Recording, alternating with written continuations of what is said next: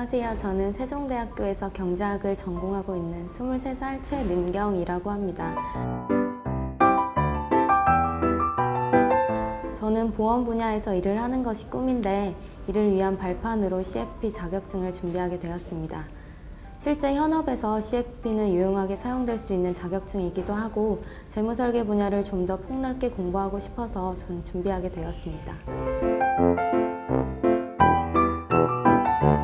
일단 제가 합격할 수 있었던 가장 큰 이유는 기본서 정독과 해커스 금융에서 제공해 주신 여러 유형의 문제들 덕분입니다. 저는 7월 달부터 약 4개월간 준비를 했습니다. 먼저 TBM 강의를 다 듣고 사례형 문제를 풀기 위한 기초를 다진 후에 원론, 보험, 투자, 부동산, 은퇴, 세금, 상속의 순으로 강의를 들었습니다. 하루에 약 8개에서 9개 정도의 강의를 듣고 그 부분을 요약하며 복습하기보다는 기본서 정독을 통해 개념을 다졌습니다. 또 이때 TBM 강의를 통해 배운 K율, 캐시플로우 등의 감을 잃지 않기 위해 TBM 교재에 나와 있는 문제들을 자주 풀어보았습니다. 약 3주 정도 만에 강의를 다 듣고 본격적인 사례형 학습을 시작했습니다. 기본서에 나와 있는 문제들을 동영상 강의를 들으며 학습했습니다. 오전에는 사례형 강의를 듣고 문제를 푼 후에 오후에는 지식형 학습을 기본서 정독을 바탕으로 했습니다. 약 한 달간 이 학습 패턴을 반복한 후에 9월부터는 본격적으로 요약집으로 공부를 했습니다.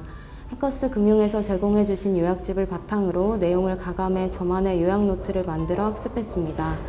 사실 사례형 시험의 추세가 기본서 문제 내용 외에 신유형의 문제가 많이 출제되기 때문에 여러 유형의 문제들을 풀어보는 것이 중요합니다.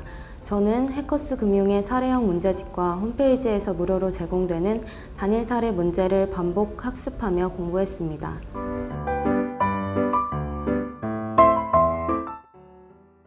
처음에 사실 어느 곳에서 강의를 들어야 할지 많이 고민했었는데 합격률 1위라는 문구를 보고 해커스 금융을 선택하게 되었습니다. 사실 세금이나 상속과 같은 과목들은 자칫하면 생소하게 느껴질 수도 있는 부분들이 많은데 교수님께서 직접 요약집을 제공해 주셔서 기본서 정독을 통해 완벽하게 이해되지 않았던 부분까지 이해할 수 있게 도와주셨습니다. 또 사례형 시험 역시 여러 방면의 문제풀이 방법을 알려주셔서 실제 시험에서 한 가지 방법으로 풀리지 않는 문제를 다른 방법을 사용해 풀 수 있게 도와주셨습니다. 또 해커스 금융에서 실제 시험과 비슷한 유형의 수준 높은 문제들을 제공해 주셨기 때문에 이를 통해서 더 좋은 결과를 낼 수 있었다고 생각합니다. CFP 자격증을 공부하며 배웠던 내용을 기초로 현업에서 실무 경험을 쌓아서 현재 재무설계에 대해 생소한 분들께도 종합적인 재무설계를 통해 도움을 드리고 싶습니다. 또 상품을 판매하는 세일즈맨이 아닌 고객을 먼저 생각하는 진정한 재무설계사가 되겠습니다. 첫 번째로 지식형 사례형 부분 합격이 아닌 전체 합격을 목표로 하실 것, 두 번째로 기본서 정독을 한 후에 요약집으로 공부를 하실 것, 또 세 번째로 사례형 시험의 경우 기본서 내용의 문제 외에 여러 유형의 문제들을 풀어보실 것, 이 세 가지를 지키신다면 충분히 합격하실 수 있다고 생각합니다.